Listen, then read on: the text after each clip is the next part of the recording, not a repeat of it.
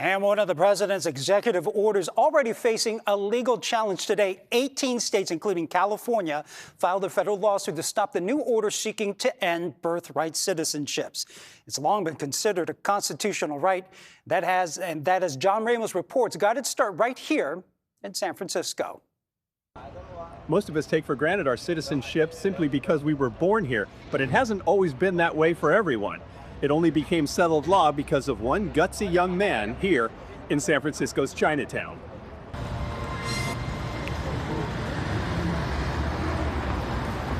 President Trump signed the order that would deny citizenship to people born here if they didn't have at least one parent who was a citizen or permanent resident.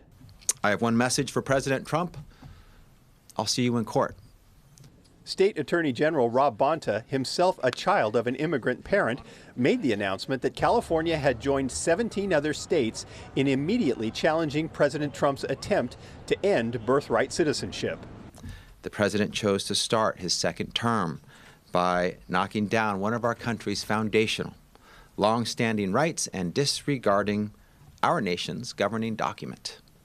The first sentence of the 14th Amendment states all persons born or naturalized in the United States and subject to the jurisdiction thereof are citizens of the United States and of the state wherein they reside.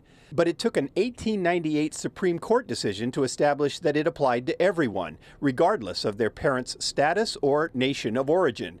A 20-year-old man named Wong Kim Ark, born and living in San Francisco, was denied re-entry into the country after a visit to China on the basis of the Chinese Exclusionary Act. Despite rampant discrimination against the Chinese, he sued, saying the 14th Amendment guaranteed his citizenship for having been born here. It took a year for the court to issue its ruling, which is now considered a fundamental piece of constitutional law. Professor Matt Coles at UC Law SF suspects the Trump administration will try to make the case that somehow it doesn't apply to the current immigrant community originating from south of the border. But here, I just don't see how it's possible for anyone to do that. The language is plain, it's straightforward, the court has already interpreted it.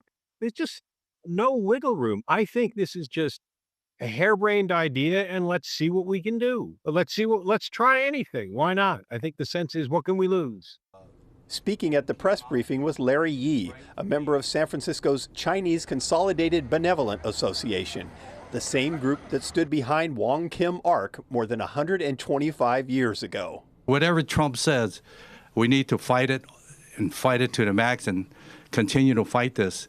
Birthright is our right, is our civil right, is our economic right, and we'll continue to fight this. Wong Kim Ark wouldn't have wanted it any other way. And usually executive orders take effect immediately, but the birthright challenge includes a 30-day waiting period. Attorney General Rob Bonta says that will work in their favor as they seek an injunction before it can be implemented.